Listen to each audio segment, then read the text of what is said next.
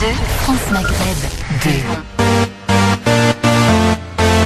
Parler lecture, Mohamed Koussa sur France Maghreb 2. Bonjour chers auditeurs et auditrices, bienvenue à vous pour votre émission du mercredi après-midi avec Ariane, Jackie, Patrick et Mohamed. Je plaisante, vous n'êtes pas sur le club Dorothée, l'émission qui a bercé notre enfance. C'est tous les mercredis après-midi où on se précipitait de revenir de l'école pour allumer la télé et passer 3-4 heures devant la télévision à regarder Bioman et autres dessins animés. Vous êtes bien sur France Maghreb 2 et notre émission Parler Lecture, votre rendez-vous parle de livres, de lecture, et aujourd'hui nous allons parler d'écriture, car il n'y a pas de lecture sans écriture. Pour développer ce sujet, nous recevons un invité, Khalid Moussaïed, auteur de plusieurs ouvrages, qui va venir nous parler un peu du travail d'auteur et d'écriture. Alors je vous rappelle que vous pouvez participer à l'émission en appelant au standard de France Maghreb 2 au 01 40 33 9000, 01 40 33 9000. Vous pouvez intervenir, poser des questions, participer à notre quiz pour gagner le dernier prix Goncourt, Leurs enfants après eux, que j'ai présenté il y a quelques émissions déjà. Voilà, profitez-en, un petit cadeau, ça fait toujours du bien, voilà, vous économisez un peu de sous et c'est super bien écrit comme bouquin. Alors, l'écriture, parlons-en un petit peu. Qu'est-ce que c'est? Alors, c'est un outil que presque tout le monde utilise maintenant dans notre époque moderne, dans la vie quotidienne. Aujourd'hui, qui n'envoie pas de SMS ou commente des publications Facebook ou envoie un mail à une administration? Presque tout le monde. Bien sûr, il y a peu de gens qui écrivent des lettres manuscrites. Il y en a encore quelques-uns, bien entendu, mais bien peu qu'avant, je pense. Même si les claviers ont remplacé les feuilles et nos pouces ont remplacé les stylos, tout le monde écrit. Bien entendu, il y a écrire et écrire. Tout le monde n'a pas encore l'art de mettre des mots sur des émotions ou encore d'écrire précisément des choses à la manière d'un Victor Hugo. Pour explorer ces chemins de l'écriture, nous avons demandé les lumières d'un auteur, quelqu'un qui s'y connaît, c'est son travail, son activité principale, Khalid Moussaïed. Bon, je vous le présente un petit peu, un petit topo sur lui pour que vous sachiez qui nous avons aujourd'hui avec nous. Alors, il est auteur et amateur de philosophie et de littérature française. Il accompagne des auteurs dans leurs projets d'écriture jusqu'à l'édition du livre. Donc, avis aux amateurs de France Maghreb 2 qui voudraient publier un livre. Vous pouvez nous appeler, on vous mettra en contact avec lui ou le contacter directement sur les réseaux sociaux. Il dirige des ateliers d'écriture sur le roman, la poésie et comment mettre des mots sur des émotions. Et cela, il le fait aussi bien en France qu'à l'étranger. Il a écrit des livres comme L'arracheur de larmes, Vivre l'épreuve, qui est un livre collectif, et Les mots du Ramadan en auto-édition. Khalid Moussaïed, bonjour à vous. Bonjour. Comment ça va? Ça va très bien, et vous? Ça va très bien, merci. C'est gentil d'avoir répondu à notre invitation, ça fait vraiment plaisir de vous avoir. Et je vais commencer tout de suite par une question qui me brûle les lèvres. Khalid, comment êtes-vous tombé dans l'écriture? Alors, c'est très simple et c'est directement en relation avec votre émission. On ne peut pas aimer l'écriture si on n'aime pas la lecture. Tout à fait. Et donc, aimer la lecture, c'est surtout aimer les mots. Et ce qu'il ne faut pas oublier, en fait, c'est qu'au tout début, avant que les civilisations, les peuples commencent vraiment à écrire sous forme de mots, sous forme de lettres, c'était sous forme de dessin. Et c'est pour ça que moi j'aime à dire aux gens, dessinez vos émotions, alors dessinez vos sentiments. Donc vous faites d'abord un travail de dessin alors? Un dessin à la manière des images qu'on peut utiliser à travers les mots. C'est une image que j'utilise en disant, lorsque vous voulez écrire, notamment lorsqu'on est face à une démarche, on veut écrire ce qu'on ressent, ce qu'on veut transmettre ou un message, il faut que la personne qui nous lise en face, elle soit dans notre univers. Bien sûr. Et pour ça, j'aime utiliser cette expression, dessiner nos sentiments, dessiner les émotions, dessiner l'univers à travers des mots, l'univers dans lequel on veut amener nos lecteurs. Justement, c'est ce qu'on va parler un peu au cours de l'émission. Mais avant, pour vous connaître un peu mieux, une petite question que j'aime bien poser comme ça, c'est étiez-vous un bon élève en français à l'école? Bah voilà, moi j'étais beaucoup plus littéraire que scientifique. Ouais. À tel point, moi je vais vous raconter une anecdote. Ouais. Lorsque j'étais adolescent, mon père m'a interdit de lire. Ah, là c'est la punition suprême pour un lecteur chevronné. Exactement, non pas parce qu'il avait quelque chose contre la lecture, mais c'est parce qu'ils voyaient que chez moi c'était maladif. Je mangeais du Romain Rolland, du Victor Hugo, du Balzac, du Quel Zola âge à longueur vous de avez journée. un âge comme ça qui peut nous aider un peu à mieux comprendre? Moi j'ai commencé très tôt. Oui. Et ce que vous allez remarquer, c'est que moi j'ai commencé par exemple à lire à l'âge de, à lire régulièrement à l'âge de 7 ans, à tel point qu'en primaire je m'ennuyais. Ah oui. À l'école, ça vous m'ennuyais. plaisait pas, quoi, ce qu'on faisait parce que c'était trop simple, peut-être. Exactement. Je reculais ma table et je me cachais derrière et je lisais autre chose.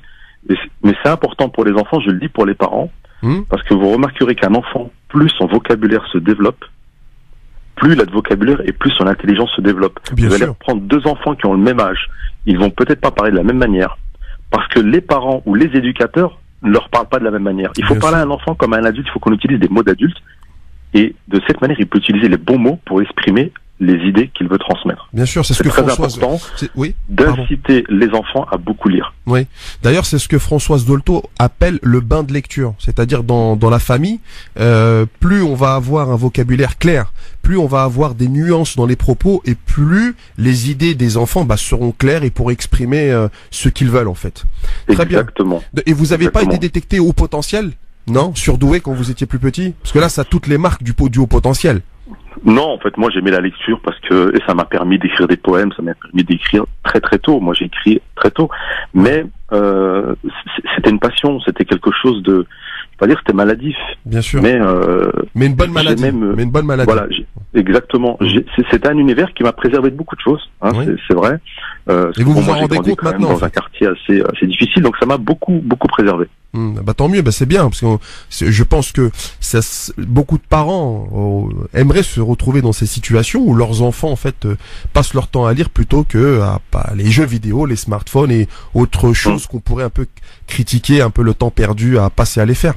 Et une autre question que je voulais vous poser, maintenant que c'est votre activité principale ou une de vos activités principales plutôt, quels avantages vous avez gagnés dans la vie avec l'écriture?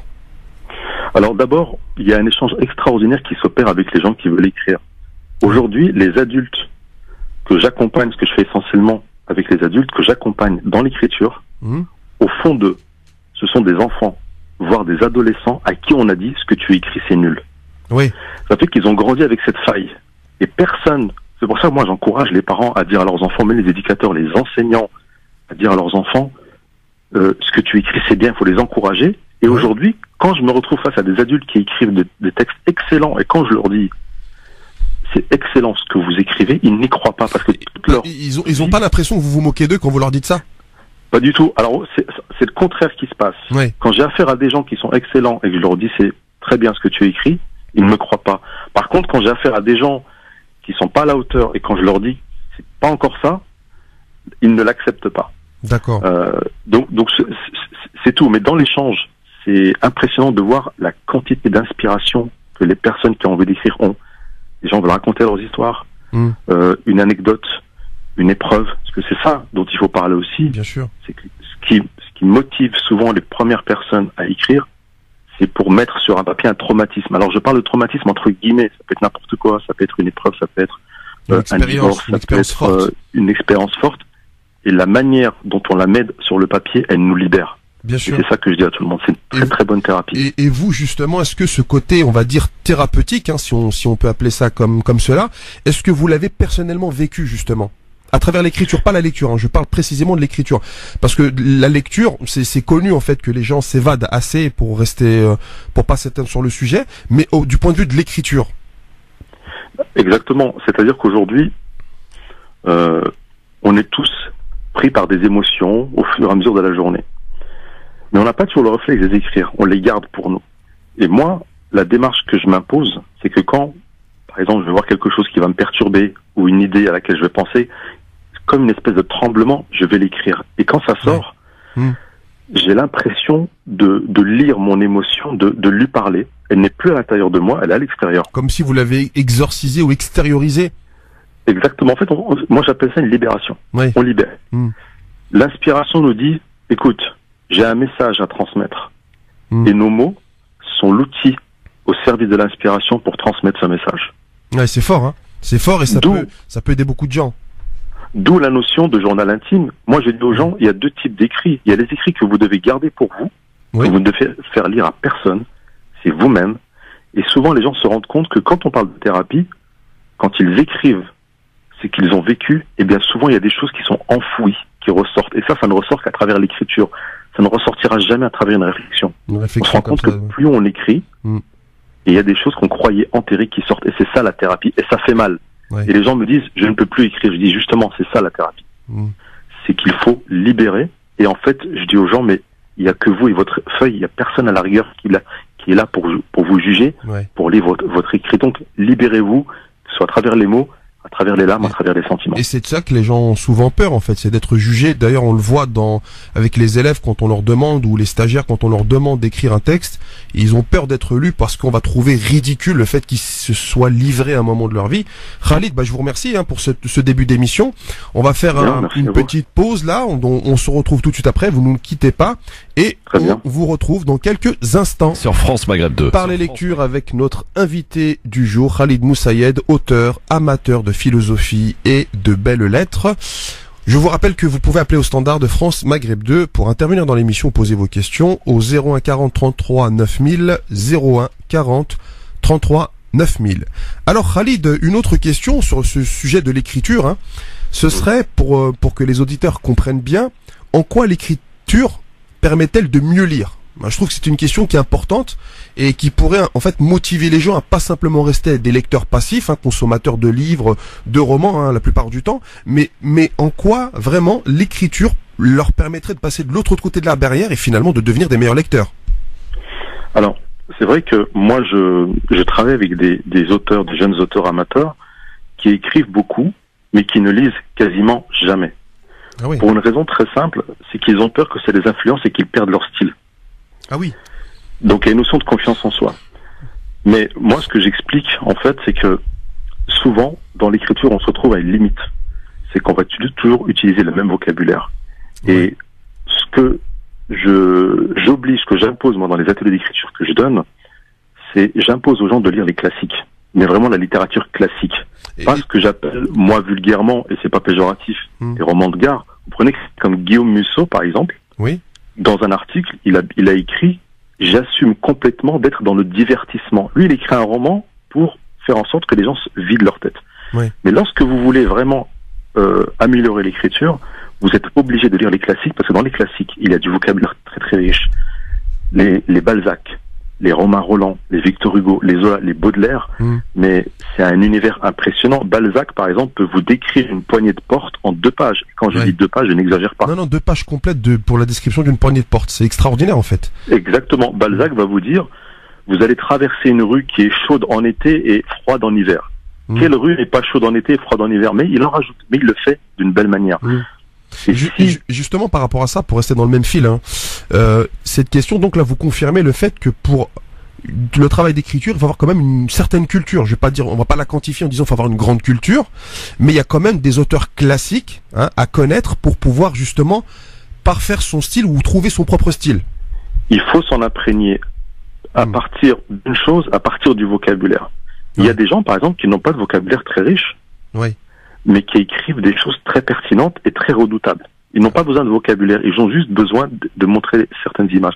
Moi, je parle souvent de celles et ceux qui parfois n'ont pas la possibilité de trouver les mots. Un exemple, une fois il y avait une auteure qui avait beaucoup de talent pour écrire et me dit « Je sais pas quoi écrire, je n'ai rien à dire ».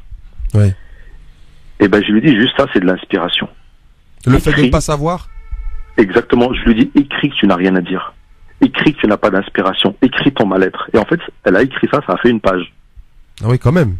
Elle n'a pas eu besoin de beaucoup de vocabulaire, elle a juste eu besoin d'exprimer ce qu'elle avait à l'intérieur. L'inspiration, c'est pas une lumière qui descend du ciel en disant voilà ce que tu vas donner. Parfois ça arrive, parfois on tremble et on met les mots sur le papier. L'inspiration, c'est uniquement dire ce que notre cœur renferme. Quand on n'a rien dans le cœur, il faut le dire.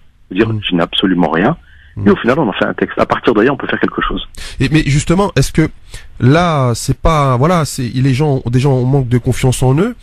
Et exactement. Est-ce que le niveau de français, quel doit être ce niveau en fait pour pouvoir se mettre à écrire? Il faut attendre de faire des études littéraires. Pas du tout. Voilà, c'est ça qu'on aimerait savoir pour les auditeurs, justement, les encourager. Pas du tout. Qu'est-ce qu'on pourrait leur dire? Au contraire. Moi, ce que je dis aux gens, c'est que dès le moment où vous avez envie d'écrire, ne vous occupez ni de la structure, ni de l'orthographe, de la grammaire. C'est ça qui est bloquant. Vous confirmez de ça dans les ateliers. C'est-à-dire, les gens ont peur d'écrire. En fait, on a peur parce qu'il y a une espèce de, je dirais pas d'une orthodoxie, je sais pas comment on pourrait appeler ça exactement, mais les gens, dès que, la conjugaison, les temps, l'orthographe, 2 L, 2 P, 3 F, le H après le T, etc., c'est hyper frustrant, en fait. Oui, c'est pour ça que moi, je commence l'atelier en disant, je fais une liste de tous les freins à l'écriture. Je leur dis, le premier frein à l'écriture, c'est vous-même. Ouais. Parce que les gens se sabotent facilement. Ouais. Je leur dis, vous n'avez pas besoin d'être un littéraire pour écrire. L'écriture, c'est à la portée de tout le monde. Après, si vous avez besoin d'être accompagné, on peut corriger un texte, etc. C'est pas un problème. D'ailleurs, les auteurs, qui sont connus, là, beaucoup d'entre eux, en fait, sont corrigés, mais nous, on pense qu'ils ont écrit les livres d'un trait, en fait. Non, ils sont tous corrigés, c'est clair. Vous prenez, par exemple, il y a des auteurs très connus, aujourd'hui, qui n'ont pas de style littéraire. Oui. Mais c'est juste qu'ils ont mis du suspense. Un instant, on va faire une petite pause et on reprend tout de suite avec les auteurs justement qui eux se font corriger sur France Maghreb 2. Par les lectures sur France Maghreb 2.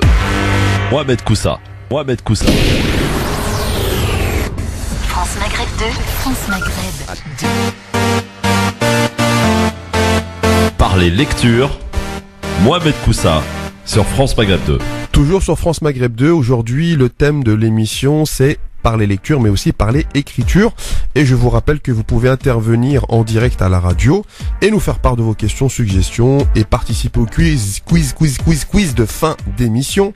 Je vous rappelle le numéro 01 40 33 9000 01 40 33 9000. Alors toujours avec Khalid Moussaïed. Donc on parlait tout à l'heure un peu des auteurs, des gens qui avaient honte justement de mettre par écrit ou de se faire juger par l'orthographe, à cause de l'orthographe, à cause de la syntaxe, etc.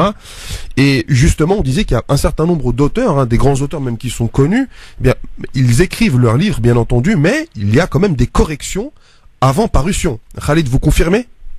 Oui, bien sûr, il y a toujours des corrections. Le seul aujourd'hui qu'on connaît qui refusait de se faire corriger parmi les auteurs classiques, c'était Baudelaire. Il refusait qu'on touche même une virgule. Juste un instant, Khalid, on a une auditrice qui appelle au téléphone et qui aimerait vous poser une question, plusieurs questions, je ne sais pas. Allô, bonjour. Oui, bonjour. Bonjour, comment vous appelez-vous? Najet. Najet, vous allez bien? Oui, ça va. Vous venez de quelle ville, Najet? Alors, je viens de Seine-Saint-Denis. Seine-Saint-Denis, à côté du Bourget. Très bien. Alors, vous appelez pour le quiz ou vous appelez pour? Non, j'appelle pour l'invité que vous avez aujourd'hui. Mais avant, je voudrais en fait vous féliciter parce qu'on vous a regardé en famille dimanche soir sur l'émission E égale M6. Ouais, j'ai gagné. Oui, effectivement, vous avez gagné. En fait, on est assez impressionnés en famille. D'ailleurs, j'ai mon fils de 9 ans qui va vouloir vous parler, vous poser une question. Oui. Pour ça. Oui. Donc, mais je vais d'abord poser la question en fait à Monsieur Moussaïd. Oui. Donc moi j'ai une question, j'ai mes enfants et moi-même on est férus de lecture avec mon mari, mes enfants d'écriture, et j'ai mes enfants de temps en temps qui vont prendre des feuilles et qui vont se mettre à écrire. Donc en fait tout n'importe quoi, quelquefois ils vont même prendre des livres et vouloir les recopier. Oui. Donc moi ma question c'est comment faire en fait pour alimenter cette soif d'écriture et pour pas qu'ils perdent en fait cette avec le temps, ouais, que ça s'arrête pas, avec le temps. Ouais. Voilà, donc ça c'est c'est ma question pour Monsieur Moussaïd. Oui. Et j'ai mon fils qui veut vous poser une question à vous. Oui. Allô? Allô? Oui. Bonjour monsieur. Bonjour, comment tu t'appelles? Ayoub. Tu as quel âge, Ayoub? 9 ans. Alors, qu'est-ce que tu veux nous dire? J'aime bien la lecture rapide. Ah bon? Vous, oui. Oui. Faites-vous des formations juniors? Formation junior, on a prévu d'en faire, oui. Il y a déjà des enfants qui viennent à partir de la 6e, qui ont 11 ans, 12 ans, qui viennent. Mais à partir de 9 ans, 10 ans. 9-10 ans, on est en train de travailler dessus justement et on proposera peut-être quelque chose à l'année prochaine. Voilà. Et j'espère te voir là-bas, Ayoub. Une autre question, monsieur. Ah, mais tu poses beaucoup de questions là. Une dernière question. Après, il faut laisser l'invité parler. Oui. Êtes-vous auteur, éditeur ou illustrateur d'un livre? Moi, pour l'instant, je pas encore. J'aimerais bien. Peut-être que ce serait l'occasion avec Khalid Moussaïd de me faire coacher pour écrire un bouquin. Pour l'instant, j'ai pas encore écrit de livre, mais j'aimerais bien. C'est un projet qui m'intéresse énormément et c'est pour ça que on reçoit des gens comme Khalid. Khalid, par rapport à la question, je vous remercie Najet et Ayoub d'avoir appelé. C'est très gentil. Merci, c'est gentil. Merci bien. Alors on va laisser notre invité répondre par rapport à justement cette fibre de l'écriture à partir du moment où les enfants ont cette fibre et comment pourrait-il faire pour ne pas la perdre avec le temps, si j'ai bien compris la question. Alors justement, c'est une excellente question. Je remercie Najet de l'avoir posée parce que il y a une particularité chez les enfants, c'est que contrairement à l'adulte, ils puisent d'abord dans leur imagination. Ouais. Ce qu'il faut développer chez l'enfant quand il écrit, c'est son imagination. Donc à travers des choses toutes simples, lui demander d'écrire sa journée, ses vacances, tel événement. Ouais. Ils sont pas trop dans l'analyse parce que les enfants souvent utilisent des mots que nous adultes on serait incapables d'utiliser et c'est assez imagé parce qu'en fait ils utilisent que les mots qu'ils connaissent. Et pour développer ça chez l'enfant et pour pas que ça se perde, il faut continuer de le stimuler à travers toutes ces petites choses, lui faire écrire des choses qui sont liées à ses souvenirs. Ouais. Pas trop dans l'analyse. Et ça se garde. C'est pour ça qu'aujourd'hui, les plus grands auteurs, tout ce qui est J.K. Rowling, qui ont écrit Harry Potter, etc., ils ont gardé cette âme d'enfant dans lequel ils puisaient leur imagination. Je donne un exemple tout bête. Oui. Prenez Franck Tillet, c'est un auteur contemporain, il écrit des romans, il a notamment écrit La Chambre des Morts, qui a été adapté au cinéma par Mélanie Laurent. Quand il était adolescent, Franck Tillet, il faisait des cauchemars. Oui. Et je pense que c'est pas le seul à en faire, qu'il y a beaucoup d'enfants qui font des cauchemars. Il n'y a aucun psychologue, pédopsychiatre, etc., qui a réussi à lui trouver la solution. Il a réussi à se libérer de ses cauchemars quand il a commencé à les écrire. Oui. Et ça lui a servi de matière, d'inspiration pour tous les romans qu'il a écrits. C'est un des romanciers les plus lus en France. Oui. Donc, c'est aussi des solutions. On peut dire à un enfant d'écrire son rêve. Écris-moi ce dont tu as rêvé. Et ça va développer chez lui cette envie d'écrire, trouver les mots, et il va garder ça jusqu'à l'âge adulte, en fait. Ouais, bien sûr, c'est continuer à cette innocence du départ qui a pas encore tous les filtres que nous connaissons en tant qu'adultes. Exactement. Parce que on est parasité. Toujours dans l'imagination. Ouais. Toujours dans l'imaginaire. Ouais. Et puis les enfants. Et l'analyse viendra par la suite. Ouais. Et puis il y a plusieurs études qui ont été menées. On avait notamment fait une expérience avec un trombone et on avait demandé tout ce qu'on pouvait faire avec un trombone. Et en fait, les enfants arrivaient à proposer plus de solutions que les adultes parce qu'ils se laissaient aller, il n'y avait pas de filtre, il n'y avait pas le jugement, la peur d'être jugé. Ils étaient dans le jeu constant et ça fonctionnait très bien. Merci pour nous, les adultes, on est beaucoup dans la retenue, dans la réflexion. Oui, énormément. On essaie de choisir les mots. Les enfants, même dans la vie quotidienne, quand ils veulent parler, ils ne se mettent pas de frein. Ouais. Et c'est ça qui est intéressant justement, c'est de pas d'avoir ces filtres là qui nous gênent et qui nous embêtent. Alors en plus ça pourrait régler nos problèmes, c'est vraiment une solution extraordinaire et qui a été beaucoup négligée. Exactement. Donc c'est le conseil que je donnerais à Najet et à toutes les personnes qui veulent encourager leurs enfants. À moi aussi on pose la question s'il y a des ateliers d'écriture pour enfants. Donc ça vient, mais c'est une autre approche et vraiment c'est l'imagination qu'on doit développer parce qu'à travers l'imagination ils sauront trouver les mots justes pour exprimer l'idée qu'ils veulent transmettre et qui veulent faire comprendre. Ouais, c'est vraiment très bien, c'est vraiment très intéressant, c'était une bonne question de la part de l'auditrice. Moi j'avais une autre question pour continuer dans le fil un peu de notre échange, Khalid. Aujourd'hui, quel est le statut de l'écrit? Là je parle vraiment très généralement dans notre société, parce que je sais que vous êtes, vous avez fait des études de philosophie. Le statut de l'écrit aujourd'hui dans notre société moderne, c'est quoi? Aujourd'hui on est autant vous êtes dans la lecture rapide. Oui. Aujourd'hui, on est dans l'écriture rapide, dans le sens où souvent les gens, à travers toute l'émergence des réseaux sociaux qu'il y a eu ces dernières décennies, c'est que les gens écrivent rapidement ce qu'ils pensent, instantanément, sans parfois mesurer les conséquences de leur écriture. Il n'y a pas trop de réflexion. Là, je parle dans la globalité, dans la tendance qu'on a. L'écrit aujourd'hui, en fait, les gens ne se relisent pas assez. Les gens écrivent, balancent une émotion. Vous avez dit le mot, je pense, ils balancent vraiment. On jette, quoi. Il n'y a pas de réflexion. Ils jettent ceci sans aucune réflexion. Alors que même moi, même un post Facebook, si je l'écris, je vais le lire 5 fois, 6 fois, malgré que je le lis, il y a des erreurs. Mais c'est pas tant l'erreur de syntaxe qui est grave, c'est l'erreur dans ce qu'on dit. Et souvent, on peut faire beaucoup de dégâts avec l'écrit. Oui, comme bien sûr, mais comme lire en fait ultra rapidement et passer à côté des éléments essentiels d'un livre, que ce serait trahir la pensée d'un auteur. Exactement. Mais l'écrit a un impact. Moi, je le vis tous les jours. Oui. On sait l'impact que ça a. Une fois que moi, ma démarche, c'est pas d'écrire pour dire j'écris, c'est d'écrire pour transmettre, pour dire voilà ce que je vis, et je sais que la personne en face, elle vit exactement la même chose. Et moi, ma démarche, c'est de dire voilà comment on trouve la solution, comment on arrive vers ce chemin-là, comment on y arrive finalement. Parce que moi, ma thématique, elle est toujours la même. Ce sont les épreuves, la spiritualité, l'amour, entre guillemets, le développement personnel. L'écrit a vraiment, vraiment beaucoup d'importance. Moi, je l'ai négligé pendant des années, mais plus j'écris, que je me rends compte à quel point les mots ont un impact sur les gens. Et les gens lisent beaucoup plus qu'on ne le pense, sauf qu'ils lisent à travers les canaux qu'on connaît, les réseaux sociaux, etc. Et puis c'est très limité, même en termes de format. Par exemple, Twitter nous impose un certain nombre de mots, en fait, et donc le cadre est hyper restreint, et peut-être qu'on n'a pas assez de vocable précis pour transmettre justement notre pensée ou notre avis sur politique ou économique ou autre. Twitter est un excellent exercice dans le sens où ça nous permet de dire en très peu de mots des choses qui ont de la valeur. Il faut savoir les dire. C'est pour ça qu'on a souvent, entre guillemets, des punchlines sur Twitter. Les gens arrivent souvent à dire en 5 mots, 6 mots, ce que nous, on pourrait peut-être dire dans un paragraphe. Un paragraphe sur un autre réseau social, quoi. Voilà. D'où l'importance des mots. Les mots doivent être redoutables, donc ils doivent être choisis pour exprimer l'idée qui aura un impact sur le lecteur. Le vocabulaire est très important. Bien sûr. Et une autre question, moi, que je me pose souvent, c'est à partir de quand, et là, c'est l'expert, en fait, l'expertise que vous avez dans l'écriture, dans l'accompagnement, le coaching, c'est à partir de quand peut-on considérer que son écrit, je sais pas, moi, j'écris quelque chose de temps en temps, à partir de quand je peux considérer que mon écrit peut devenir un livre, en fait. Et on répondra à cette question, Khalid, juste après une courte pause. Dans un instant.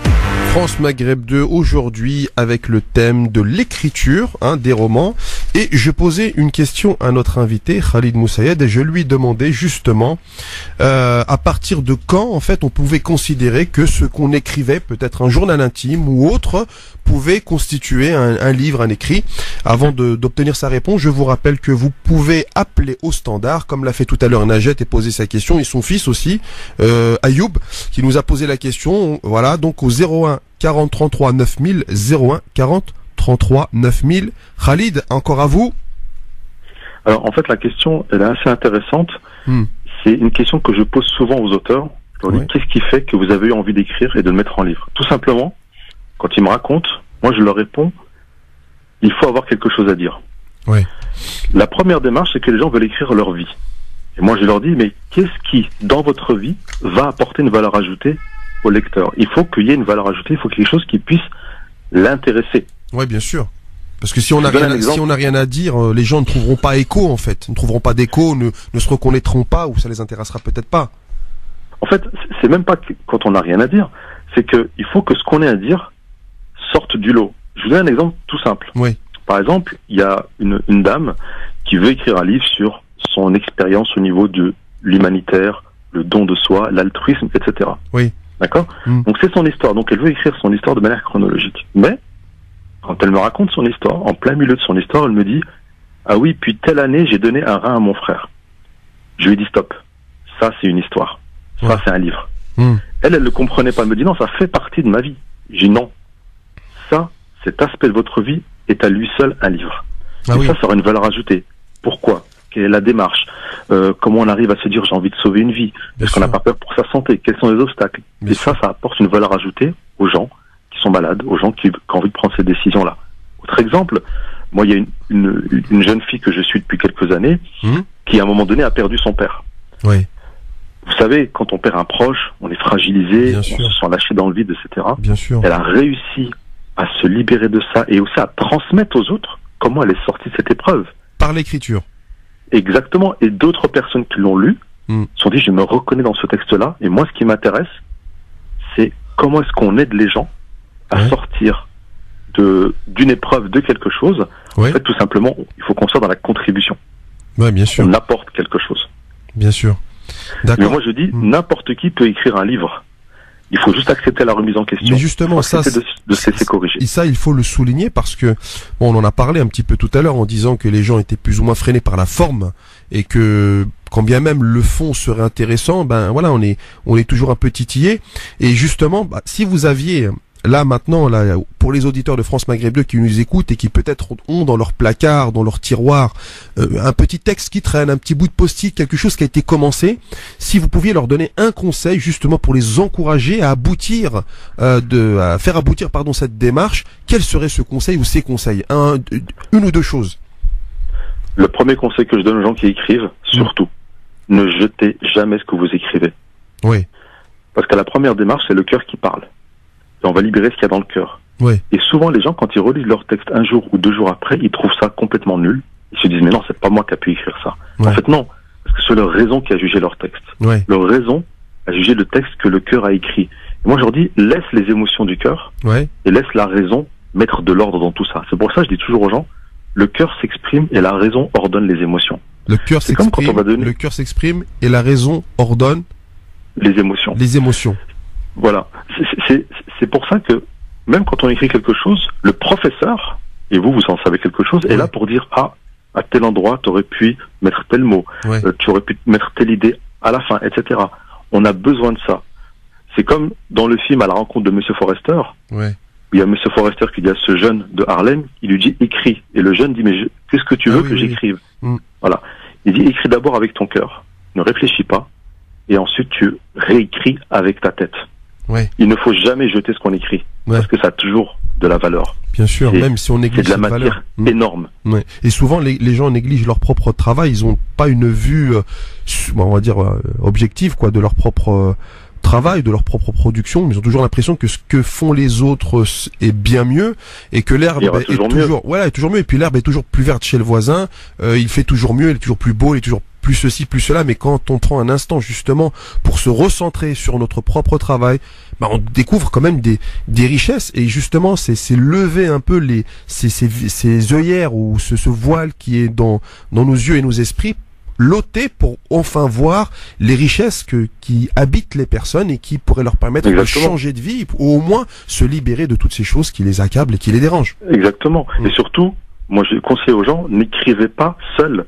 Ouais. C'est-à-dire, vous pouvez être dans la solitude pour écrire, Ouais. mais faites lire vos textes et surtout pas qu'à votre entourage, que votre entourage le trouvera toujours superbe ce que vous écrivez. Bien sûr, ouais. Il y a des gens qui pourront vous dire c'est très bien, il faut que tu affines telle ou telle chose, mais c'est important d'avoir un avis extérieur parce que ça, c'est un moteur, ça peut nous encourager. Moi, je n'aurais jamais pu aimer la lecture si j'avais pas eu un jour ma prof de français qui m'avait dit arrêtez de lire des romans de divertissement, lisez des romans initiatiques.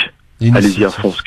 Elle avait vu ce potentiel, et c'est grâce à elle que j'ai eu cette détermination. Des romans où on tire des enseignements. Bien sûr. Et on en a déjà parlé au cours des précédentes émissions. Khalid, c'est très gentil d'avoir accepté notre invitation.